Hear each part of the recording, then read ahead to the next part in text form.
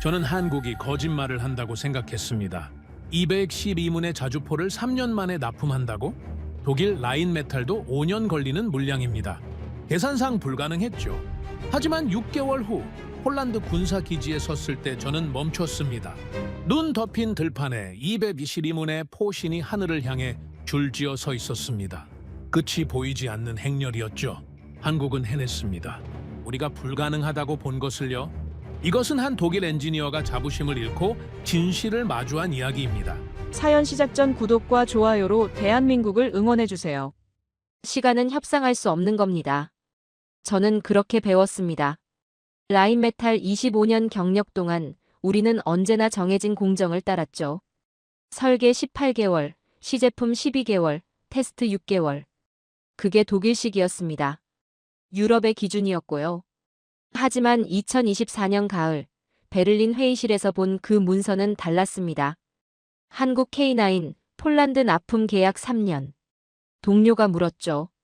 불가능하지 않나? 저는 고개를 끄덕였습니다.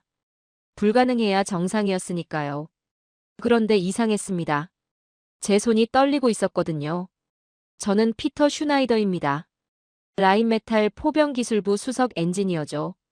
25년 동안 한 가지만 배웠습니다. 기술은 시간을 속일 수 없다는 것. 설계엔 검증이 필요합니다. 검증엔 시간이 필요하고요. 그게 공학의 법칙이었습니다. 저는 그 법칙을 지키며 살았죠. 민행공대에서 박사학위를 받았습니다. 나토 기술위원회에서 자문했고요. 유럽 12개국 포병 시스템에 제 서명이 들어갔습니다. 완벽을 위해선 시간이 필요했습니다. 저는 그 시간을 존중했죠. 그런데 한국은 달랐습니다. 베를린 라인메탈 본사 7층 회의실이었습니다. 가을 햇살이 유리창을 비췄죠.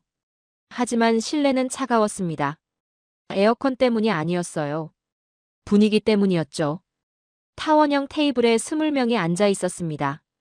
독일, 프랑스, 영국, 이탈리아. 유럽 방산업계 주요 인사들이었죠. 다들 표정이 굳어 있었습니다. 프로젝터가 켜졌습니다. 화면에 폴란드 국방부 로고가 떴죠. 발표자가 리모컨을 눌렀습니다. 다음 슬라이드가 나타났어요. 폴란드 국방부, 한국 K9 자주포 212문 도입 확정. 침묵이 흘렀습니다. 길고 무거운 침묵이었죠. 누군가 펜을 떨어뜨렸습니다. 바닥에 굴러가는 소리가 유난히 크게 들렸어요. 저는 팔짱을 꼈습니다. 놀랍진 않았거든요. 동유럽 국가들이 가끔 이런 선택을 했습니다. 가격 때문이죠. 하지만 다음 문장이 문제였습니다. 계약 기간 3년. 2022년 계약 체결. 2025년 납품 완료 예정.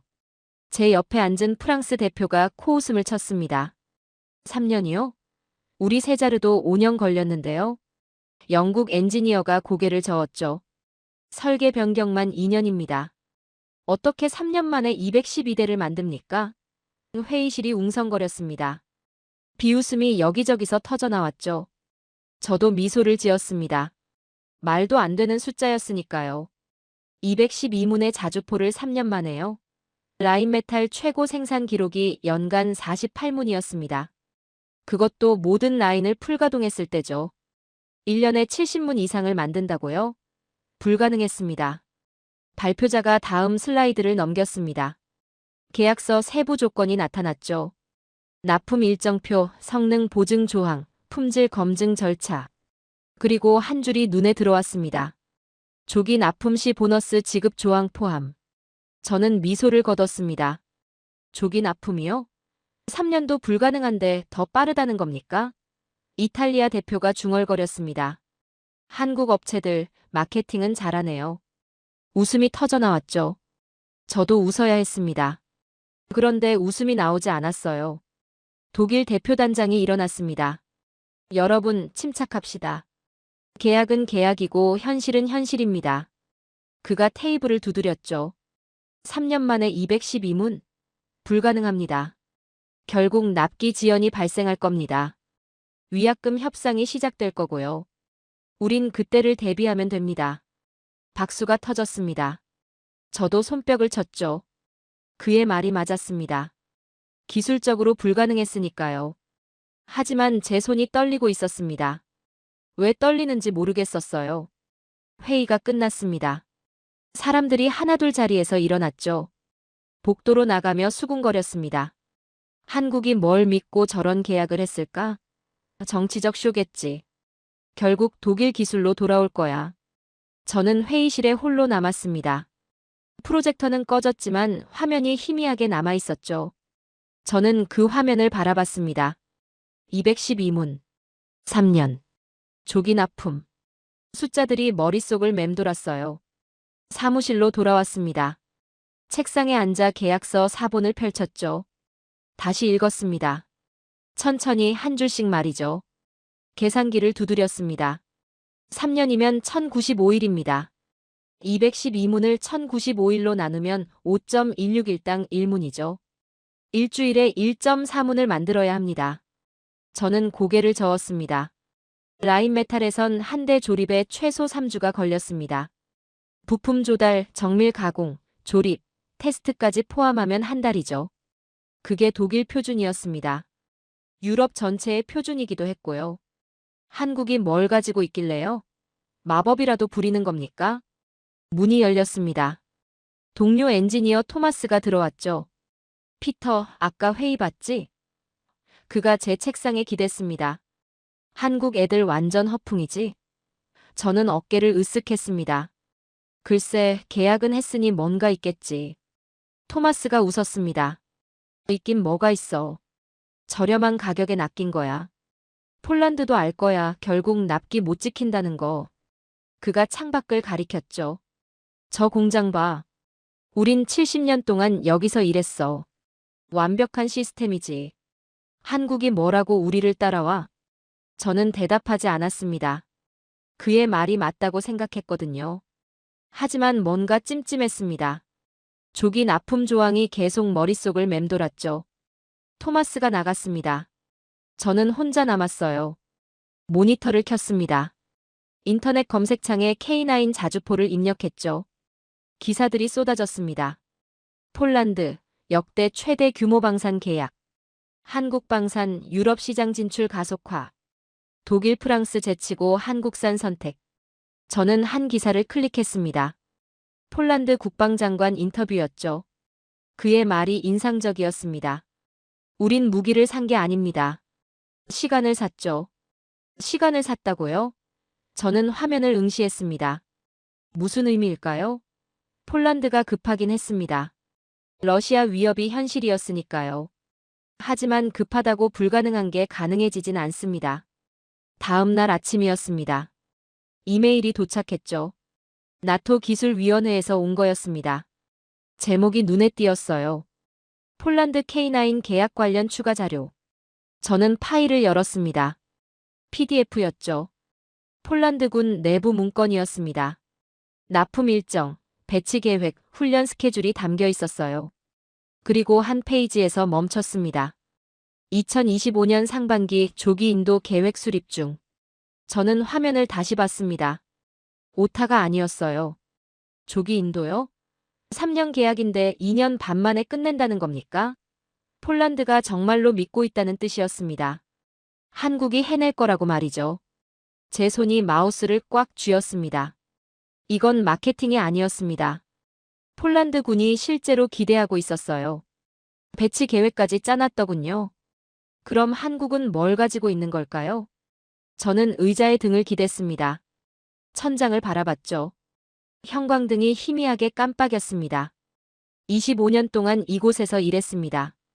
완벽한 설계, 정밀한 가공, 철저한 검증. 그게 독일 기술의 자부심이었죠. 하지만 지금 처음으로 의문이 들었습니다.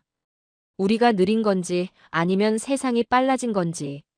한국이 무모한 건지 아니면 우리가 아니란 건지.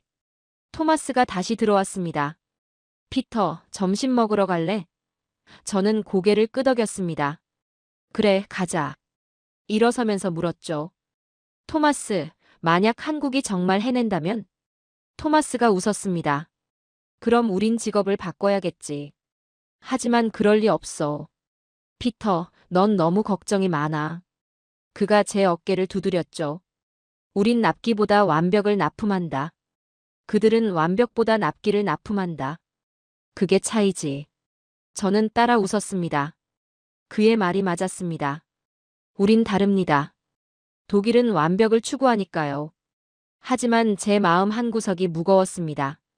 그날 저녁 사무실을 나섰습니다. 주차장으로 걸어가는데 공장이 보였죠. 라인메탈 조립 라인이었습니다.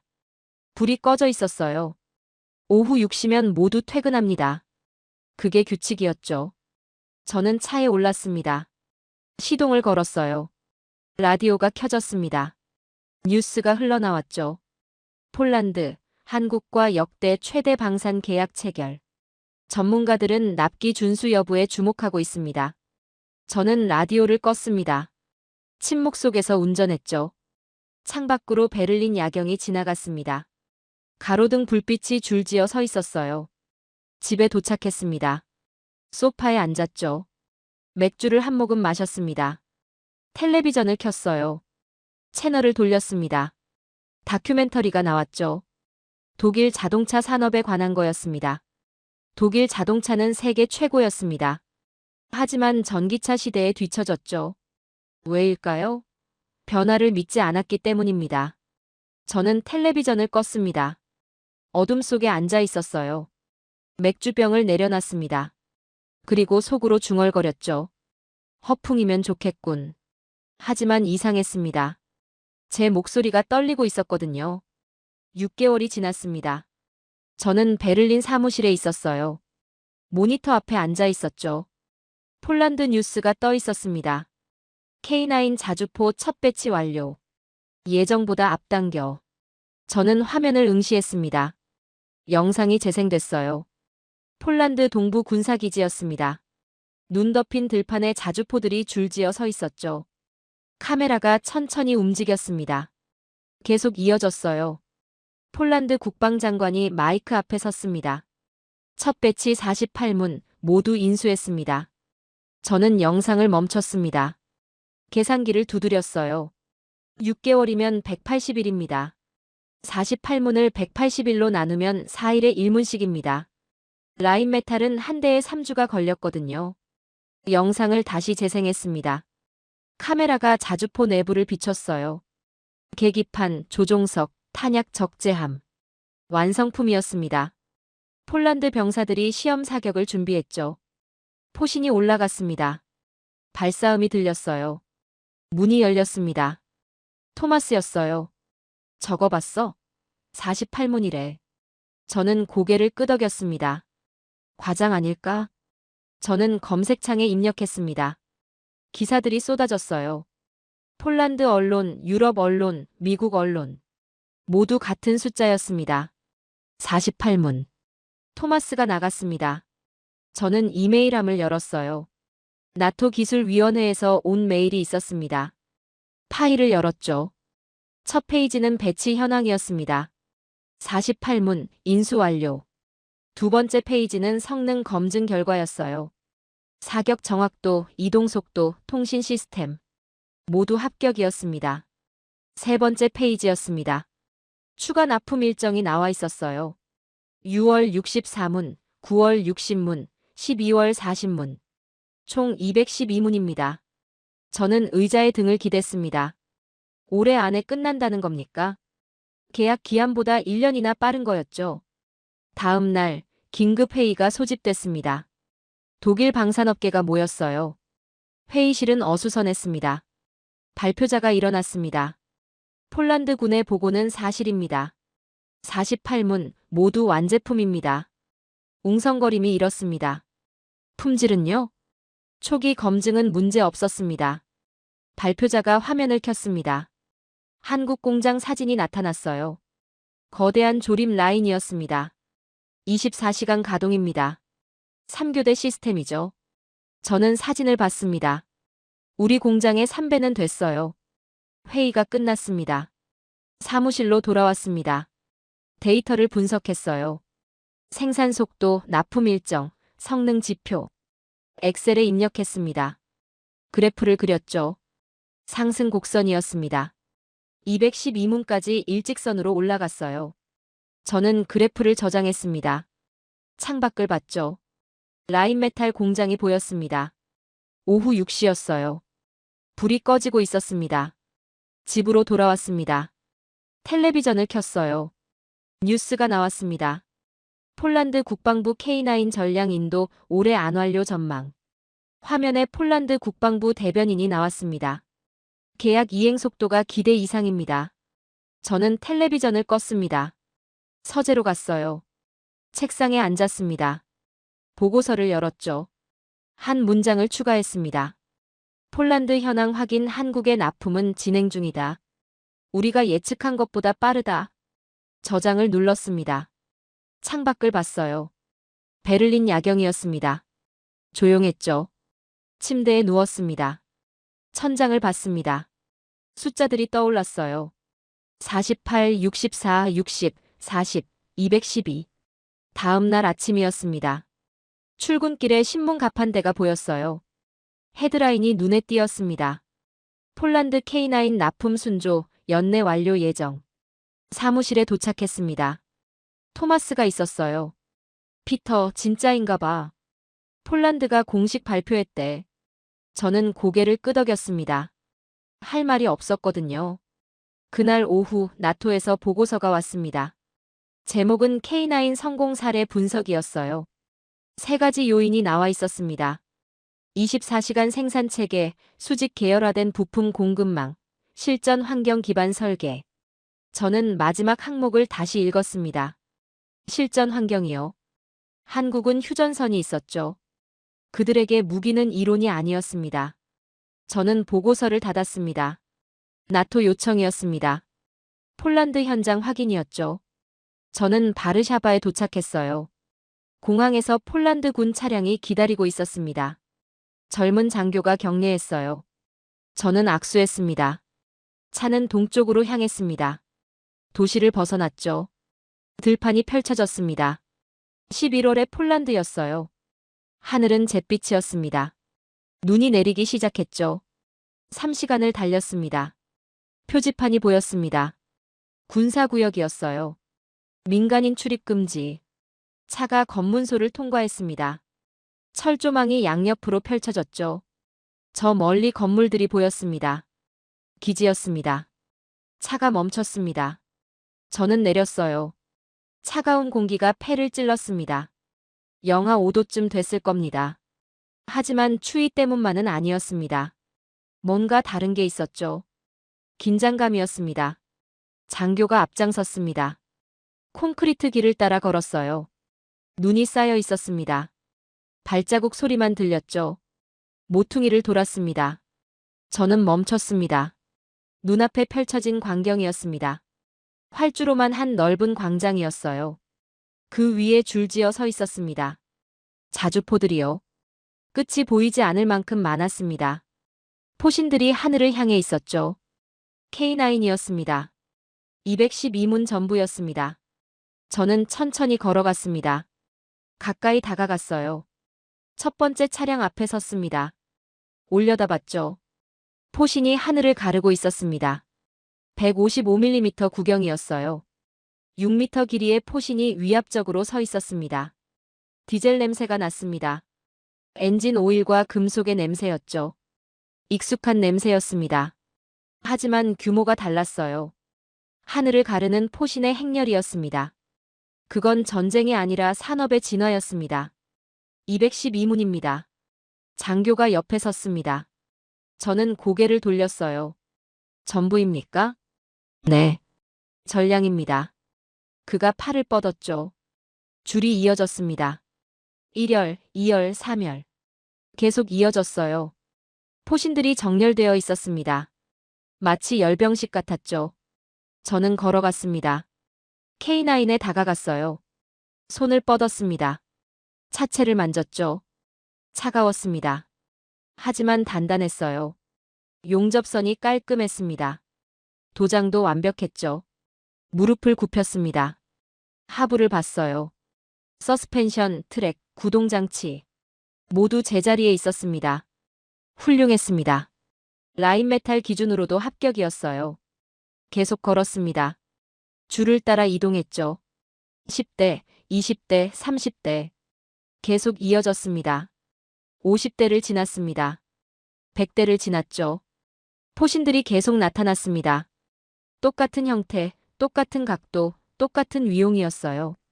이건 생산이 아니었습니다. 복제였어요.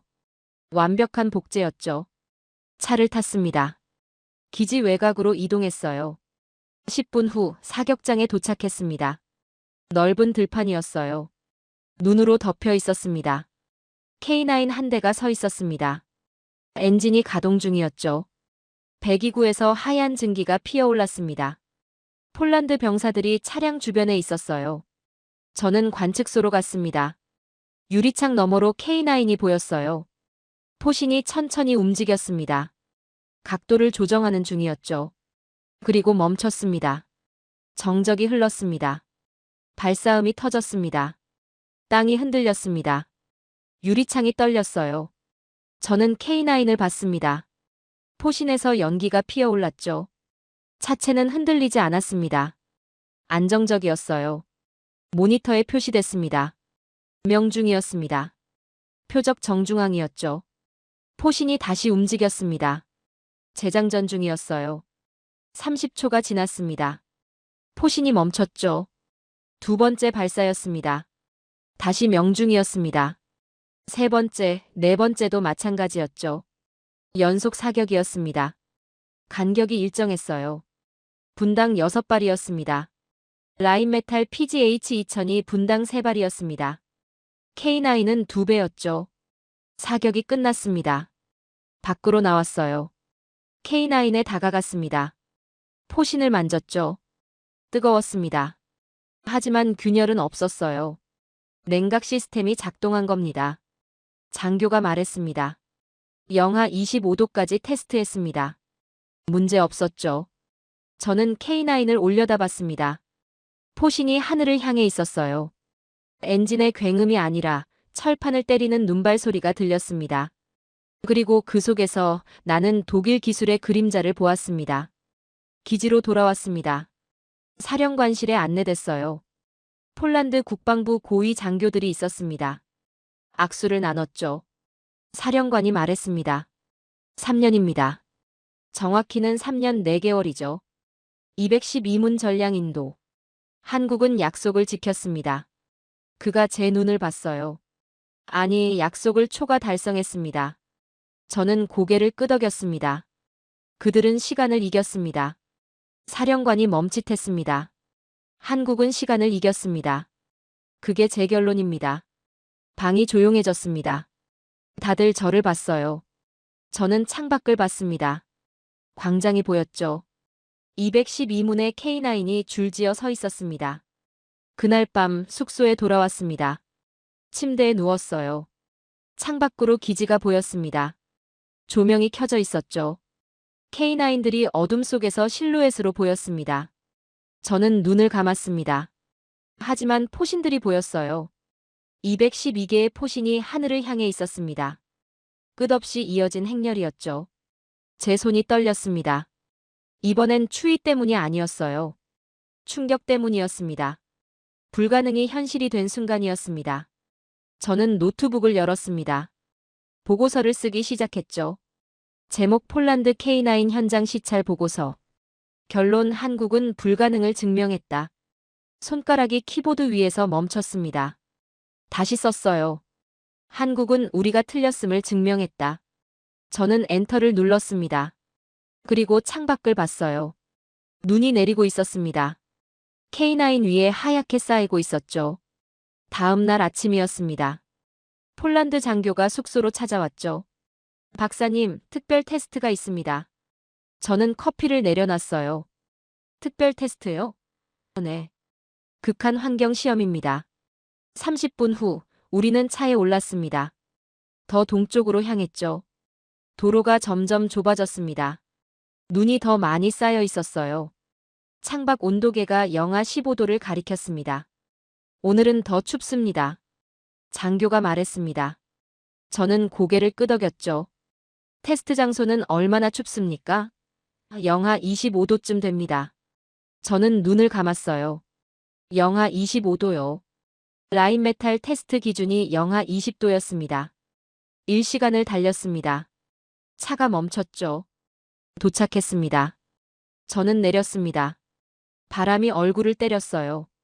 숨을 쉴 때마다 폐가 아팠습니다. 영하 25도의 공기였죠. 눈앞에 펼쳐진 건 넓은 설원이었습니다. 끝이 보이지 않았어요. 하얀 지평선만 이어졌죠. 그리고 저 멀리 건물이 보였습니다. 관측소였어요. 저기서 보시면 됩니다. 장교가 관측소를 가리켰습니다. 우리는 걸어갔어요. 눈이 무릎까지 왔습니다. 발을 뗄 때마다 삐걱거렸죠. 5분 후 관측소에 도착했습니다. 문을 열고 들어갔습니다. 따뜻했어요. 히터가 가동 중이었죠. 하지만 공기는 긴장되어 있었습니다. 폴란드 기술자들이 모니터 앞에 앉아 있었어요. 화면엔 숫자들이 깜빡였습니다. 테스트 준비 완료. 한 기술자가 보고했습니다. 저는 창밖을 봤어요. 설원 중앙에 차량들이 보였습니다. 3대였죠. 눈에 덮여 있었습니다. 저게 뭡니까? 제가 물었습니다. 장교가 대답했어요. 자주포입니다. 새 종류죠. 저는 쌍안경을 들었습니다. 확대해서 봤어요. 첫 번째는 독일제였습니다. PGH-2000이었죠. 라인 메탈의 자랑이었습니다. 두 번째는 프랑스제였어요. 세자르였습니다. 세 번째가 K9이었죠. 비교 테스트입니까? 저는 물었습니다. 장교가 고개를 끄덕였어요. 네. 동일 조건에서 성능을 비교합니다. 저는 침을 삼켰습니다. 긴장됐거든요. 테스트 시작. 명령이 떨어졌습니다. 모니터에 타이머가 나타났어요. 카운트다운이 시작됐죠. 5, 4, 3, 2, 1. 첫 번째 차량이 움직였습니다. PGH-2000이었어요. 엔진 시동을 걸었죠. 소리가 들렸습니다. 낮은 굉음이었어요. 하지만 불규칙했습니다. 시동 실패. 기술자가 말했습니다. 저는 화면을 봤어요. 엔진 온도가 표시됐습니다. 영하 18도였죠. 시동이 걸리지 않았습니다. 두 번째 시도였습니다. 다시 소리가 났어요. 끊겼습니다. 세 번째도 마찬가지였죠. 전자계통 오류. 보고가 들렸습니다. 저는 눈을 감았어요. PGH-2000은 실패했습니다. 영하 25도를 견디지 못한 겁니다. 프랑스제 차례였습니다. 세자르가 시동을 걸었죠. 소리가 났습니다. 하지만 역시 끊겼어요. 한 번, 두 번, 세 번. 모두 실패였습니다. 두 대 모두 시동 불가. 기술자가 보고했습니다. 관측소가 조용해졌어요. 다들 세 번째 차량을 봤습니다. K9이었죠. 저는 쌍안경을 들었습니다. K9을 봤어요. 눈에 덮여 있었습니다. 움직임이 없었죠. 얼어붙은 것처럼 보였습니다. K9 시동 시작. 명령이 떨어졌습니다. 저는 숨을 멈췄어요. 정적이 흘렀습니다. 5초, 10초, 15초. 소리가 들렸습니다. 낮고 묵직한 엔진음이었어요. 규칙적이었습니다. 안정적이었죠. K9이 깨어났습니다. 시동 성공. 보고가 들렸습니다. 저는 K9을 봤어요. 배기구에서 하얀 증기가 피어올랐습니다. 엔진이 작동하고 있었죠. 영하 25도에서 말이에요. 포탑 회전 테스트. 다음 명령이었습니다. K9의 포탑이 움직이기 시작했어요. 천천히 하지만 정확하게 말이죠. 좌로 90도, 우로 90도. 멈추지 않았습니다. 포신 각도 조정. 포신이 올라갔습니다. 하늘을 향해 천천히 고개를 들었죠. 45도, 60도, 75도. 정확한 각도였습니다. 저는 화면을 봤어요. 데이터가 표시됐습니다. 엔진 온도, 유압 시스템, 전자 제어 장치. 모두 정상이었습니다. 어떻게 가능합니까? 제가 중얼거렸습니다. 옆에 있던 폴란드 기술자가 대답했어요. 한국은 혹한의 시험을 매년 봤죠. 그게 차이입니다. 저는 그를 봤습니다. 매년이요? 네. 한국 동부는 겨울에 영하 20도까지 내려갑니다. 그들은 그 환경에서 테스트합니다. 저는 고개를 끄덕였어요. 실전 환경이었군요. 발사 준비. 마지막 명령이었습니다. K9의 포신이 멈췄어요. 정확한 각도에서 말이죠. 저는 쌍안경을 내려놨습니다. 맨눈으로 봤어요. 발사음이 터졌습니다. 쾅! 관측소 유리창이 떨렸습니다. 눈보라가 일었어요. K9 주변의 눈이 폭발처럼 흩날렸죠. 하지만 K9은 흔들리지 않았습니다. 명중.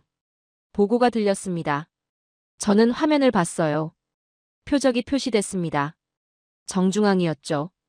두 번째 발사였습니다. 쾅. 다시 명중이었어요. 세 번째, 네 번째도 마찬가지였습니다. 연속 사격이었죠. K9은 멈추지 않았습니다. 저는 의자에 앉았습니다. 다리에 힘이 빠졌거든요. 화면을 봤어요. PGH-2000과 세자르는 여전히 멈춰 있었습니다. 얼어붙은 철덩이처럼 말이죠. 하지만 K9은 살아 있었습니다. 눈보라 속에서 유일하게 깨어있던 건 한국산 철의 심장이었다. 제가 속으로 중얼거렸습니다. 그게 현실이었어요. 테스트가 끝났습니다. 우리는 밖으로 나갔어요. K9에 다가갔습니다.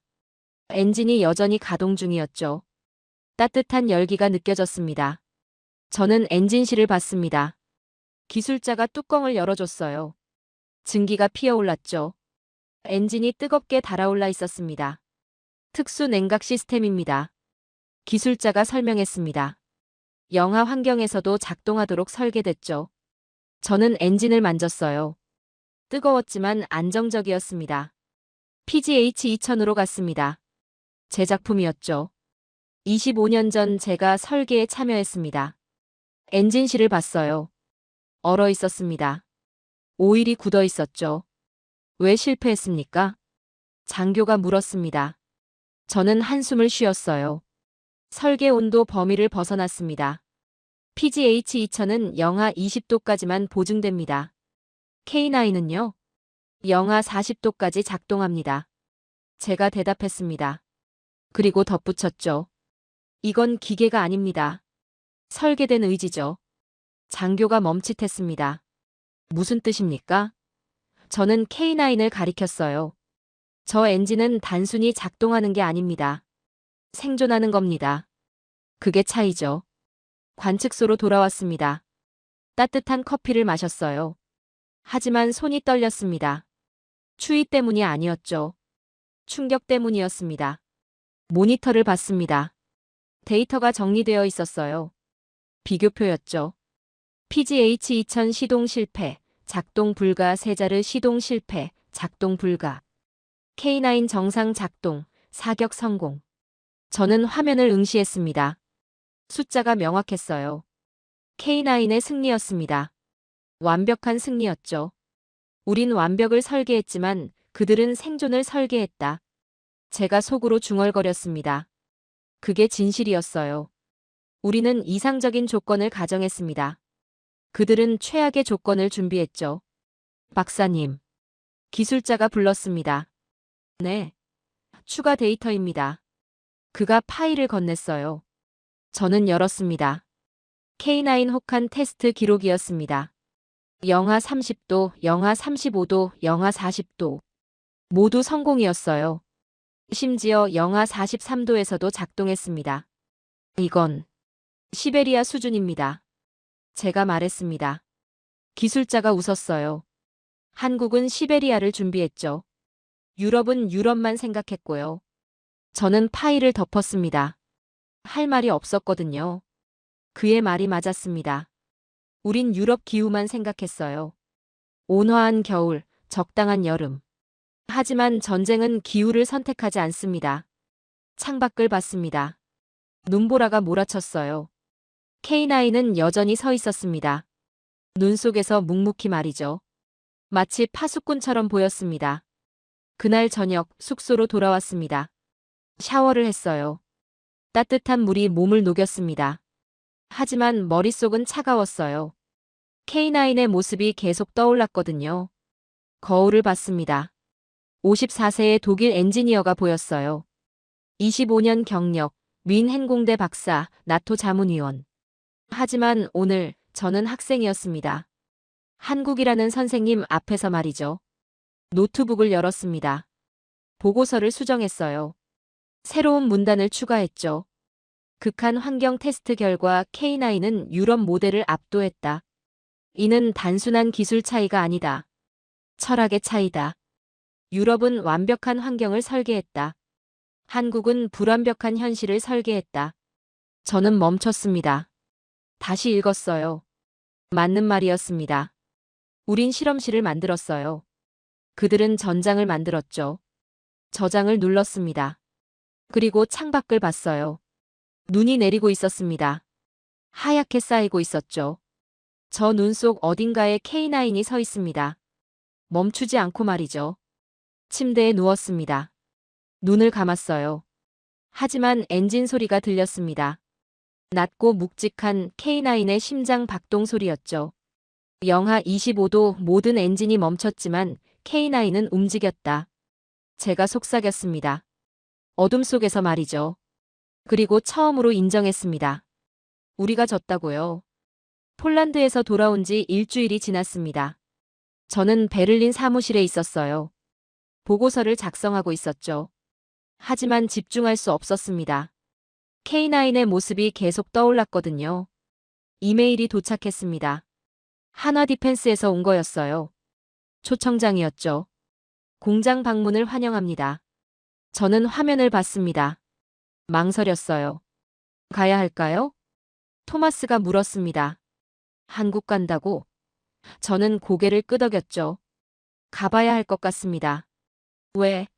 답을 찾아야 하니까요. 2주 후 인천공항에 도착했습니다. 12시간 비행이었어요. 피곤했지만 긴장됐습니다. 한국이었거든요. K-9을 만든 나라였죠. 공항 밖으로 나왔습니다. 통역관이 기다리고 있었어요. 젊은 여성이었습니다. 슈나이더 박사님 환영합니다. 저는 악수했죠. 공장까지 얼마나 걸립니까? 2시간입니다. 차는 달렸습니다. 고속도로를 따라 남쪽으로 향했어요. 창밖으로 풍경이 지나갔죠. 산, 들판, 건물들. 작은 나라였지만 빠르게 움직이고 있었습니다. 한국은 처음이십니까? 통역관이 물었습니다. 저는 고개를 끄덕였어요. 네. 처음입니다. 공장이 인상적일 겁니다. 왜죠? 직접 보시면 아실 거예요. 2시간 후 표지판이 보였습니다. 한화 디펜스 창원 공장. 차가 진입로로 들어갔어요. 정문을 통과했죠. 그리고 보였습니다. 공장이었습니다. 거대했습니다. 라인메탈의 3배는 됐어요. 건물이 끝없이 이어졌습니다. 저는 입을 다물지 못했죠. 크기만 봐도 압도적입니다. 제가 중얼거렸습니다. 통역관이 웃었어요. 크기는 시작일 뿐입니다. 차가 멈췄습니다. 건물 입구였어요. 안내원이 나왔습니다. 안전모를 건넸죠. 착용해 주십시오. 저는 썼습니다. 문이 열렸습니다. 소리가 들렸어요. 기계음이었습니다. 규칙적이고 리듬감 있었죠. 저는 안으로 들어갔습니다. 조립 라인이었습니다. 끝이 보이지 않았어요. 컨베이어 벨트가 천천히 움직였습니다. K9 차체들이 줄지어 있었죠. 각 스테이션마다 작업자들이 있었습니다. 용접하고 조립하고 검사했어요. 하지만 조용했습니다. 대화가 없었어요. 모두 묵묵히 일했죠. 손동작만 보였습니다. 정확하고 빠른 움직임이었어요. 그들은 시계를 보지 않았다. 저는 속으로 중얼거렸습니다. 실제로 시계를 보는 사람이 없었어요. 대신 서로의 손동작을 봤습니다. 한 사람이 용접을 끝내면 다음 사람이 바로 시작했죠. 멈춤이 없었습니다. 3교대입니까? 제가 물었습니다. 안내원이 고개를 끄덕였어요. 네. 24시간 가동입니다. 쉬지 않습니까? 라인은 쉬지 않습니다. 사람은 교대하죠. 저는 작업자들을 봤습니다. 젊은 남자들이 대부분이었어요. 20대, 30대. 무표정했습니다. 감정이 없어 보였죠. 하지만 눈은 살아 있었습니다. 집중된 눈빛이었어요. 첫 번째 스테이션에 멈췄습니다. 차체 용접 구역이었죠. 불꽃이 튀었습니다. 작업자가 용접봉을 움직였어요. 정확한 각도, 일정한 속도. 기계처럼 움직였습니다. 저 작업자는 몇 년 차입니까? 제가 물었습니다. 5년입니다. 안내원이 대답했어요. 저는 놀랐습니다. 5년이면 중견이죠. 라인메탈이라면 감독자가 될 나이였어요. 하지만 여기선 아직 현장에 있었습니다. 두 번째 스테이션으로 갔습니다. 엔진 조립 구역이었어요. 거대한 디젤 엔진이 크레인에 매달려 있었습니다. 작업자 4명이 차체에 장착하고 있었죠. 손동작이 일치했습니다. 신호 없이 움직였어요. 1번이 볼트를 잡으면 2번이 렌치를 넘겼습니다. 3번이 고정하면 4번이 토크를 확인했죠. 대화가 없었습니다. 눈빛만으로 소통했어요. 훈련이 얼마나 걸립니까? 제가 물었습니다.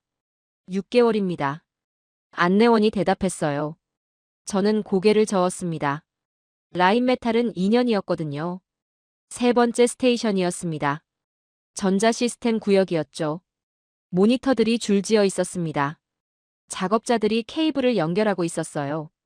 색깔별로 정확히 구분했습니다. 한 작업자가 휴식 시간이었습니다. 하지만 앉지 않았어요. 도면을 보고 있었습니다. 다음 작업을 준비하는 중이었죠. 쉬지 않습니까? 제가 물었습니다. 통역관이 그에게 물어봤어요. 그가 대답했습니다. 이게 쉬는 겁니다. 머리를 쓰는 게 손을 쓰는 것보다 편하거든요. 저는 그를 봤습니다. 20대 후반이었어요. 피곤해 보였지만 눈은 맑았습니다. 저는 물었죠. 왜 이렇게 열심히 합니까? 그가 창밖을 가리켰습니다. 저 너머에 북한이 있습니다. 우린 항상 준비해야 해요. 저는 침묵했습니다. 할 말이 없었거든요. 독일은 평화로웠습니다. 70년 동안 전쟁이 없었죠. 하지만 한국은 달랐습니다. 휴전선이 있었어요. 전쟁은 과거가 아니었습니다. 현재였죠. 네 번째 스테이션으로 갔습니다. 포탑 조립구역이었어요. 거대한 포탑이 조립되고 있었습니다. 155mm 포신이 놓여 있었죠. 작업자들이 포신을 들어 올렸습니다. 6m 3톤짜리였어요. 크레인이 천천히 움직였죠. 정확한 위치에 내려놓았습니다. 오차가 없었어요. 정밀도가 얼마입니까? 제가 물었습니다. 1mm 이내입니다. 안내원이 대답했어요. 저는 눈을 감았습니다. 라인메탈 기준이 2mm였거든요. 마지막 구역으로 갔습니다. 엔진 시험실이었어요. 완성된 K9이 있었습니다. 엔진이 가동 중이었죠. 조립 후 즉시 테스트합니까? 제가 물었습니다. 네. 모든 차량을 테스트합니다. 안내원이 대답했어요. 불량률은요? 0.3%입니다. 저는 멈칫했습니다. 0.3%요? 라인메탈이 1.5%였습니다. 5배 차이였죠. K9의 엔진이 굉음을 냈습니다. 배기구에서 하얀 증기가 나왔어요. 포탑이 회전했습니다. 좌로, 우로, 다시 중앙으로. 멈추지 않았죠. 기술자가 모니터를 확인했습니다. 고개를 끄덕였어요. 합격입니다. 그가 스탬프를 찍었죠. 엔진이 꺼졌습니다. 다음 차량 준비. 명령이 들렸습니다. 크레인이 움직였어요. 완성된 K9을 옮겼습니다.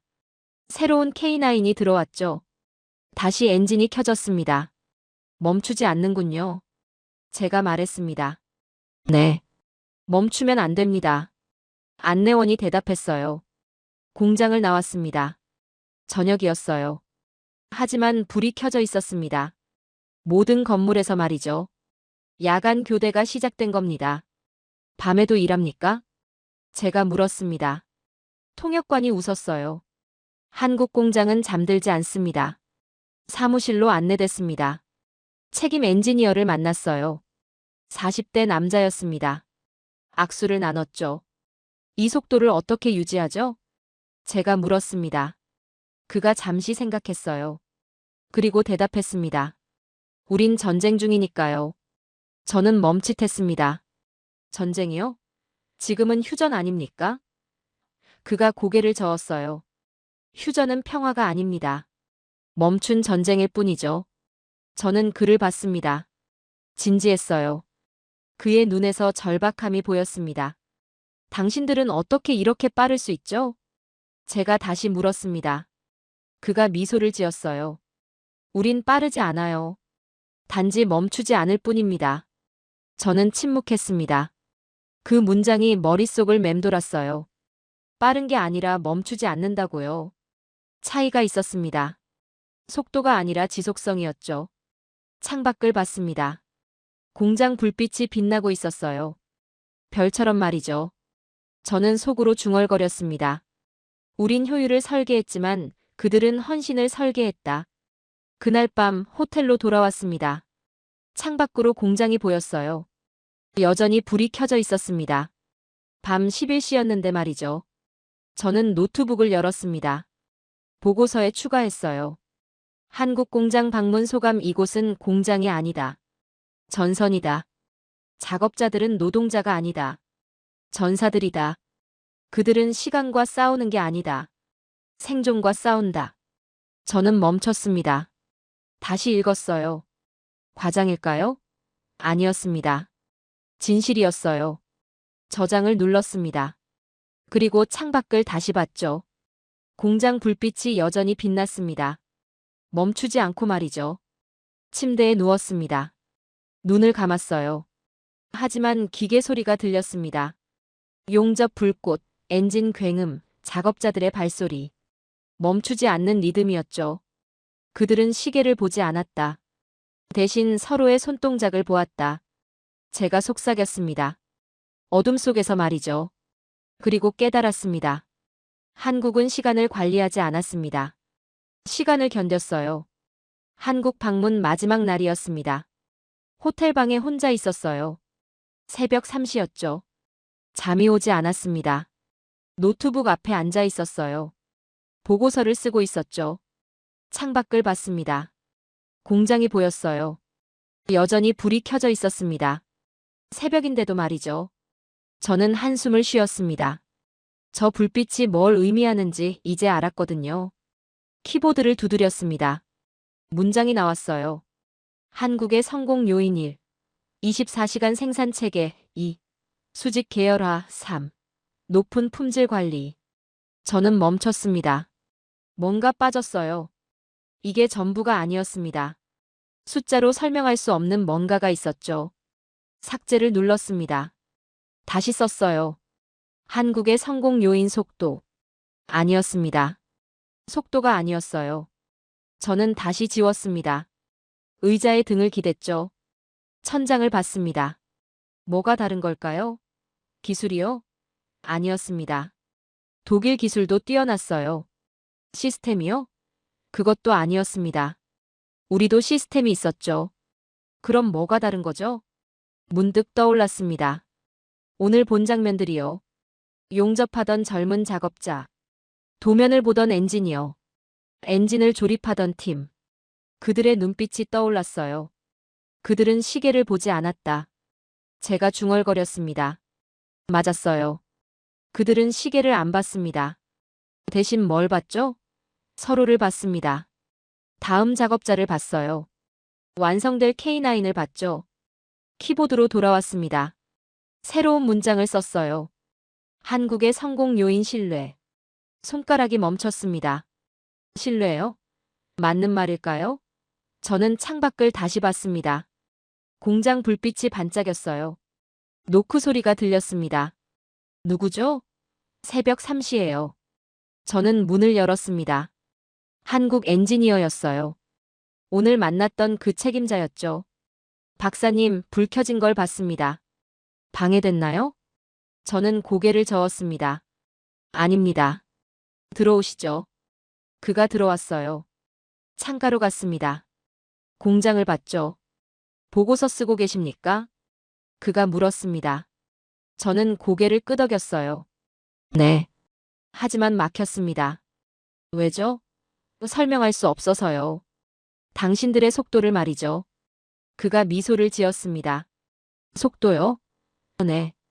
어떻게 이렇게 빠를 수 있는지 이해가 안 됩니다. 그가 창밖을 가리켰습니다. 저 불빛 보이십니까? 저는 봤어요. 네. 저건 뭐라고 생각하십니까? 저는 대답했습니다. 야간 작업 불빛이죠. 그가 고개를 저었어요. 아닙니다. 그럼 뭡니까? 약속의 불입니다. 저는 그를 봤습니다. 약속의 불이요? 그가 설명했어요. 저 불빛은 납기일을 지키기 위한 게 아닙니다. 약속을 지키기 위한 거죠. 폴란드와의 약속, 우리 자신과의 약속, 그리고 생존을 위한 약속입니다. 저는 침묵했습니다. 그의 말을 곱씹었어요. 약속이요. 속도는 기술이 아니라 문화였군요. 제가 말했습니다. 그가 고개를 끄덕였죠. 맞습니다. 우린 빠른 게 아니에요. 단지 약속을 중요하게 여길 뿐입니다. 저는 창밖을 다시 봤습니다. 공장 불빛이 달리 보였어요. 이제 이해했습니다. 저건 단순한 작업 불빛이 아니었어요. 신념의 불빛이었죠. 박사님. 그가 불렀습니다. 네. 한 가지 말씀드려도 될까요? 물론입니다. 그가 창밖을 봤습니다. 그리고 말했어요. 우린 약속을 어기면 나라가 무너졌던 시절을 살았거든요. 저는 그를 봤습니다. 진지했어요.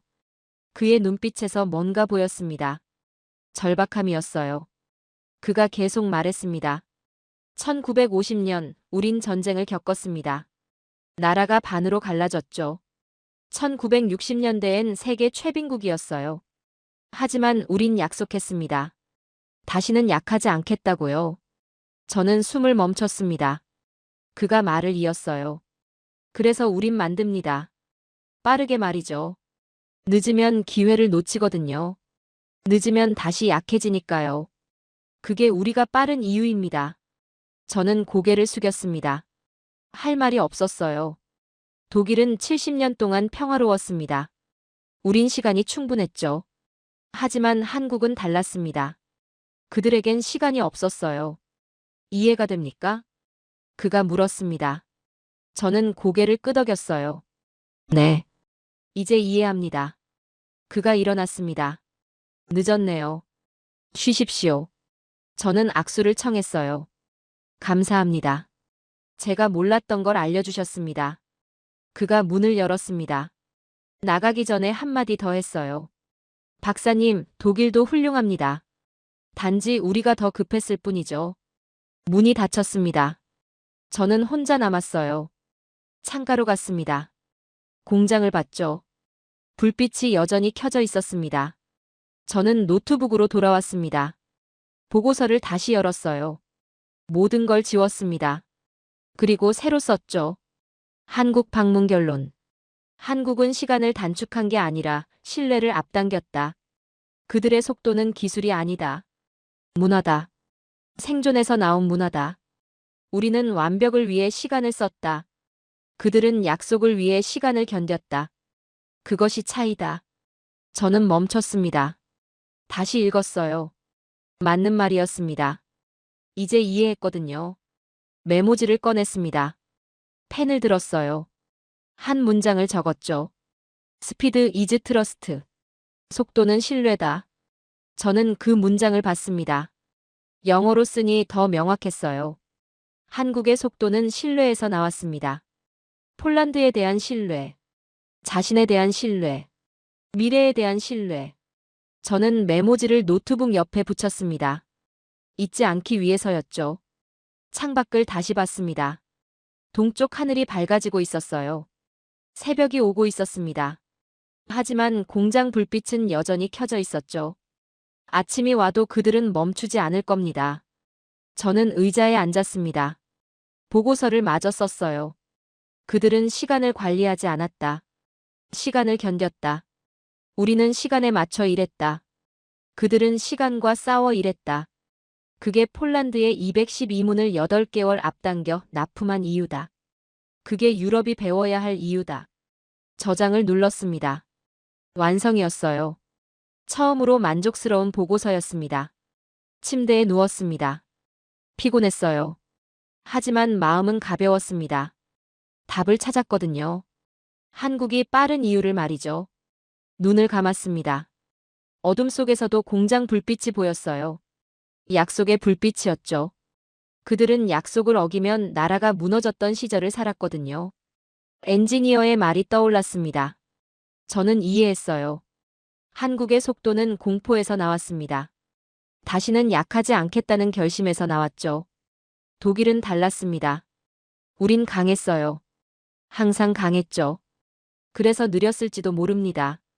우린 급할 이유가 없었거든요. 하지만 세상이 바뀌고 있었습니다. 이제 느린 건 뒤처지는 겁니다. 한국이 증명했죠. 아침이 밝았습니다. 저는 일어났어요. 짐을 쌌습니다. 공항으로 가야 했죠. 독일로 돌아가는 비행기였습니다. 호텔 로비로 내려왔습니다. 체크아웃을 했어요. 차가 기다리고 있었습니다. 타기 전에 마지막으로 공장을 봤죠.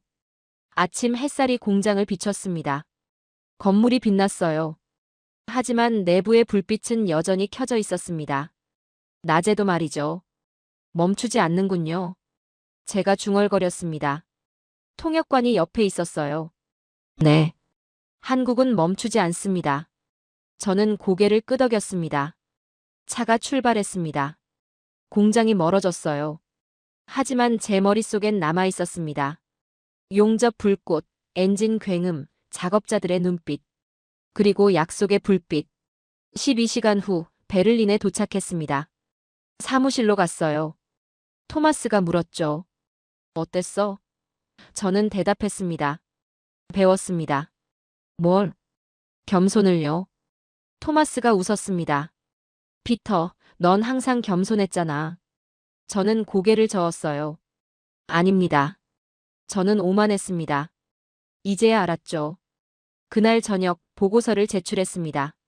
라인메탈 본사로요. 다음 날 아침 회의가 소집됐습니다. 임원들이 모였어요. 제 보고서를 논의하기 위해서였죠. 하지만 그건 다음 이야기입니다. 지금 중요한 건 이겁니다. 저는 한국에서 기술을 배우러 갔습니다. 하지만 철학을 배워왔어요. 속도는 기술이 아니라 문화였습니다. 그리고 문화는 생존에서 나왔죠. 베를린 회의실이었습니다. 라인메탈 본사 최상층이었죠. 유럽 방산업계 주요 인사들이 모여 있었습니다. 독일, 프랑스, 영국, 이탈리아, 스페인. 50명이 넘었어요. 저는 앞에 섰습니다. 프로젝터가 준비되어 있었죠. 제 보고서가 화면에 떠 있었습니다. K9 성공 사례 분석. 제목이었어요. 손이 떨렸습니다. 긴장됐거든요.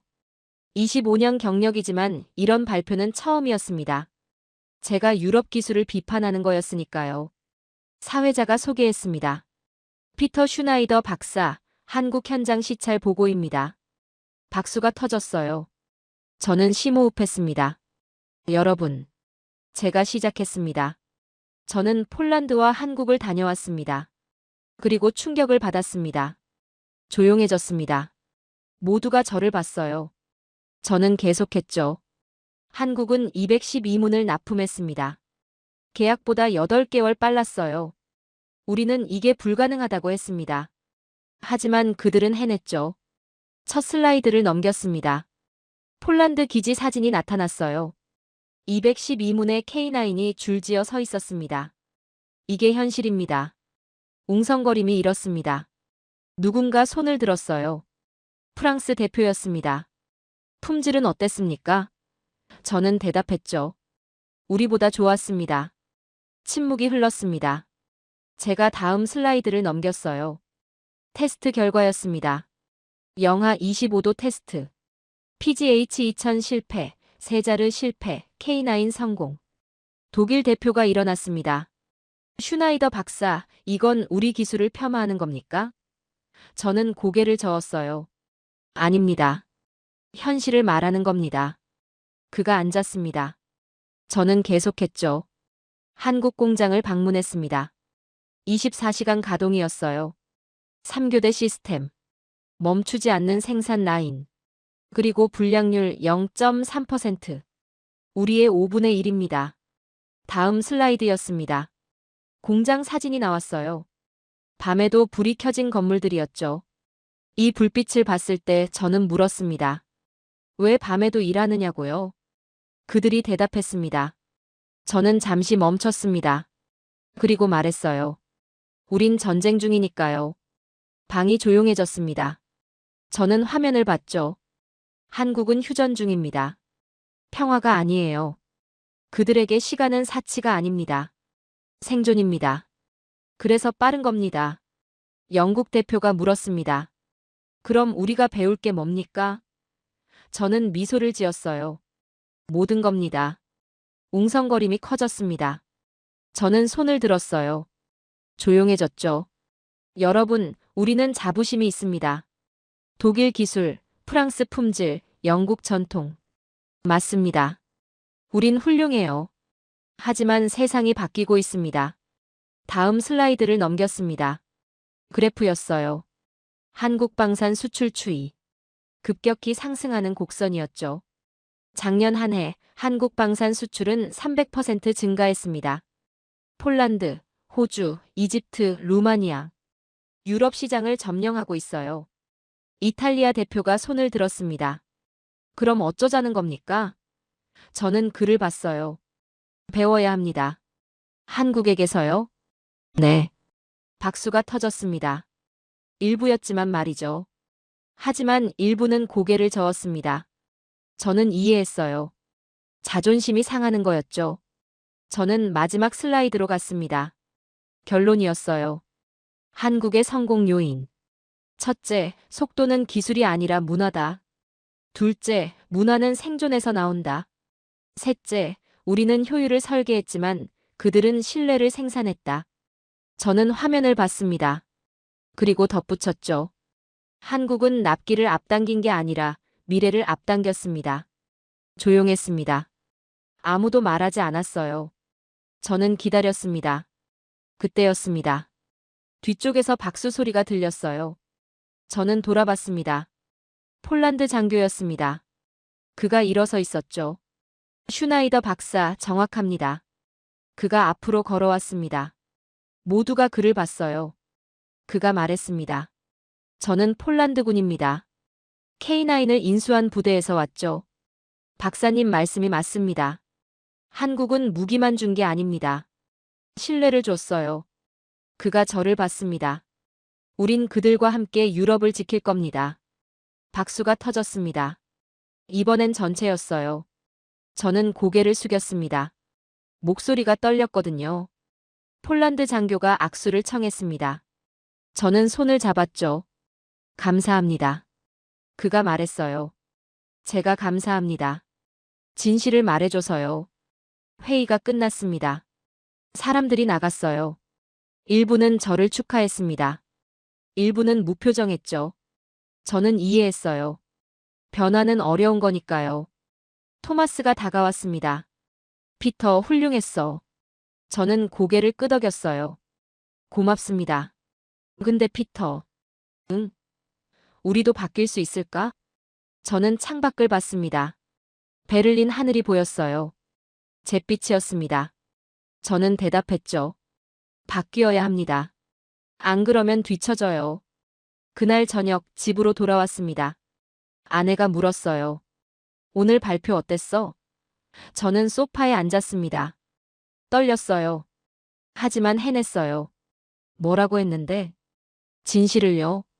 아내가 미소를 지었습니다. 그럼 됐네. 저는 고개를 끄덕였죠. 텔레비전을 켰습니다. 뉴스가 나왔어요. 유럽 뉴스였습니다. 폴란드 K9 전량 배치 완료. 유럽 최대 K9 운용국으로. 화면에 폴란드 기지가 나왔습니다. 212문의 K9이 보였어요. 훈련 장면이었죠. 포신이 일제히 움직였습니다. 이제 유럽이 주목하고 있습니다. 한국식 신속 납품 시스템을요. 앵커가 말했습니다. 저는 화면을 봤어요. 다음 장면이 나왔습니다. 나토 본부였죠. 나토 회의에서 한국식 방산 협력 모델이 논의되고 있습니다. 저는 텔레비전을 껐습니다. 충분히 봤거든요. 변화가 시작되고 있었습니다. 핸드폰이 울렸습니다. 문자였어요. 프랑스 동료장 피에르였습니다.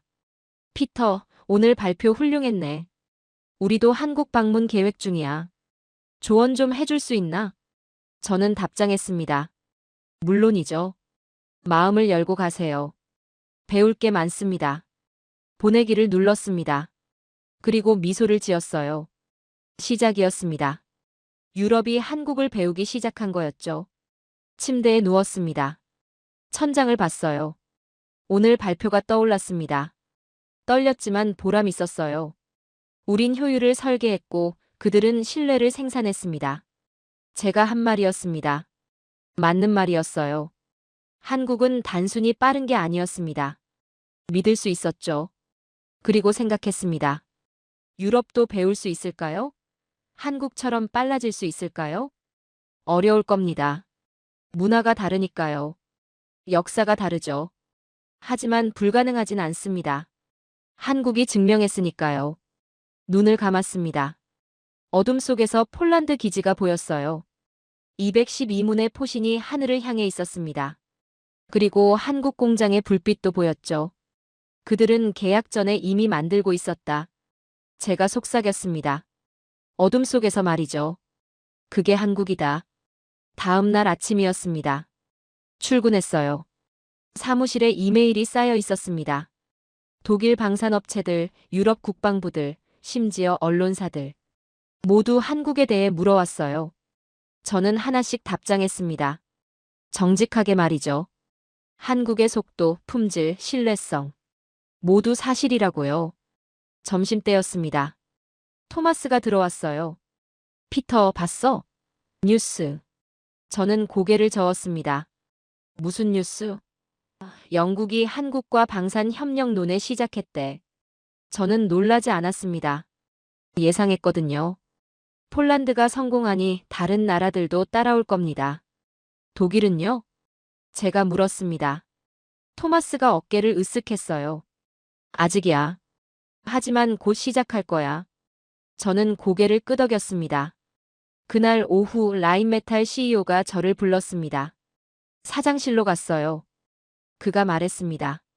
슈나이더 박사, 어제 발표 인상적이었습니다. 저는 고개를 숙였어요. 감사합니다. 한 가지 묻겠습니다. 우리도 한국처럼 될 수 있을까요?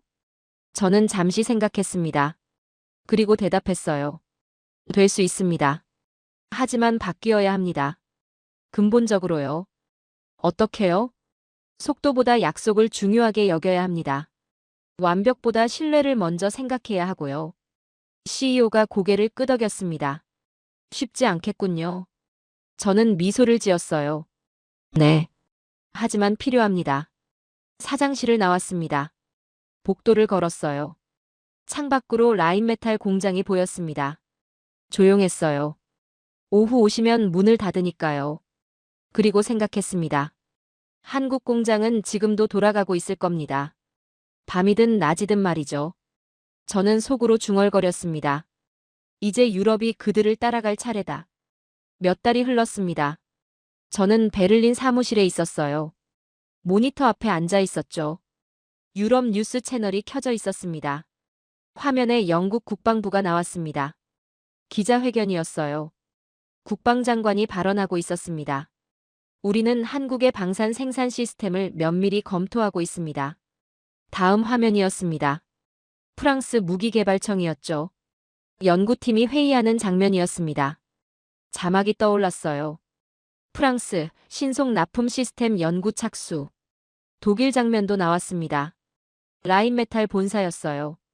임원 회의실이었습니다. 독일 방산업계 생산 효율화 방안 논의.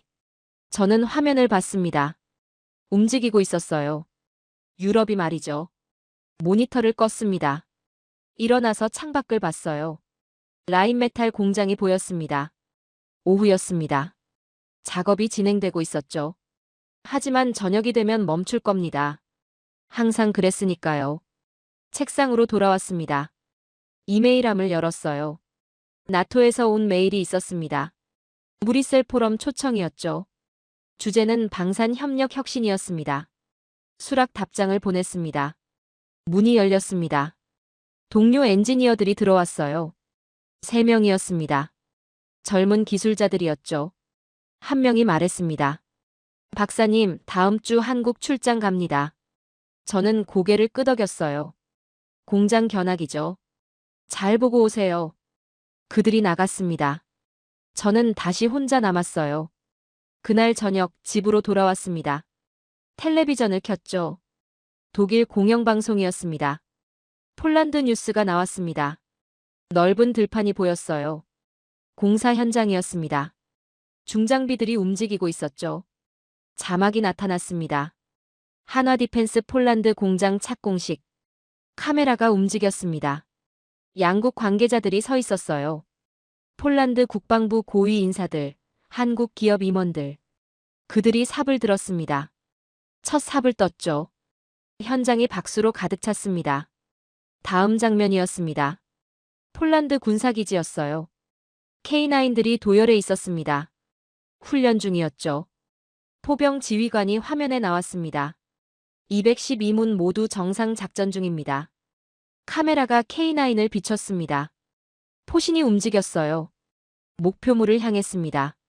발사 명령이 떨어졌죠. 쾅! 포성이 울렸습니다. 목표물이 명중됐어요. 연기가 피어올랐습니다. 저는 화면을 봤습니다. 몇 달 전 그곳에 있었어요. 눈 덮인 들판에서 212문을 봤습니다. 그리고 지금 그들은 훈련하고 있었죠. 실전처럼 말이에요. 뉴스가 끝났습니다. 저는 텔레비전을 껐어요. 서재로 갔습니다. 책상에 앉았죠. 서랍을 열었습니다. 메모지가 있었어요. 한국 방문 당시 적었던 거였습니다. 한 문장이 적혀 있었습니다. 속도는 신뢰다. 저는 그걸 봤습니다. 맞는 말이었어요. 여전히요. 노트북을 열었습니다. 나토 발표 자료를 작성하기 시작했어요. 타이핑했습니다. 문장들이 나왔죠. 폴란드 현장, 한국 공장, 테스트 결과, 생산 시스템. 경험한 것들을 썼습니다. 1시간이 지났습니다. 마지막 부분이었어요. 결론을 써야 했습니다. 창밖을 봤습니다. 밤이었어요. 베를린 거리에 불이 켜졌습니다. 조용했죠. 저 멀리 지구 반대편에서는 다를 겁니다. 한국 공장은 지금도 돌아가고 있을 테니까요. 밤이든 낮이든 말이죠. 키보드로 돌아왔습니다. 마지막 문단을 썼어요. 나는 독일의 엔지니어로서 한국을 기술로 평가하려 했다. 하지만 그들이 보여준 건 기술이 아니라 의지였다. 혹한 속에서도 멈추지 않는 공장, 밤에도 불이 꺼지지 않는 라인, 그리고 계약보다 먼저 움직이는 사람들. 한국은 시간을 단축한 게 아니라 약속을 앞당겼다. 그날 이후 나는 한 가지 확신을 가지게 되었다. 진정한 강국은 빠른 나라가 아니라 약속을 지키는 나라다. 저장을 눌렀습니다. 의자에 기댔어요. 천장을 봤습니다. 폴란드 평원이 떠올랐습니다. 눈밭에 줄지어 서 있던 212문의 포신들이요. 하늘을 향해 있었죠. 웅장했습니다. 한국 공장도 떠올랐습니다. 밤에도 켜져 있던 불빛들. 용접 불꽃, 작업자들의 손놀림, 멈추지 않는 컨베이어 벨트. 그들의 불빛은 납기일이 아니었습니다. 약속이었죠. 노트북을 닫았습니다. 불을 껐어요. 침대에 누웠습니다. 눈을 감았죠. 어둠 속에서 폴란드 들판이 보였습니다. 저 멀리 포신들의 실루엣이 빛나고 있었어요. 유럽이 배우고 있었습니다. 한국이 증명했으니까요. 속도는 기술이 아니라 문화라는 것을요. 그리고 문화는 절박함에서 나온다는 것을요. 이제 유럽이 따라갈 차례입니다. 오늘 사연에 대한 여러분의 생각을 댓글로 남겨주세요. 오늘 들려드린 사연에 공감하셨다면 구독과 좋아요 눌러주시고 주변 분들과도 공유해주세요. 여러분의 작은 관심과 응원이 영상 제작에 큰 힘이 됩니다. 오늘도 여러분의 하루의 작은 즐거움이라도 되었기를 바라며 지금까지 감동뭉클이었습니다. 끝까지 시청해주셔서 감사합니다. 다음에 더 감동적인 사연으로 찾아뵙겠습니다.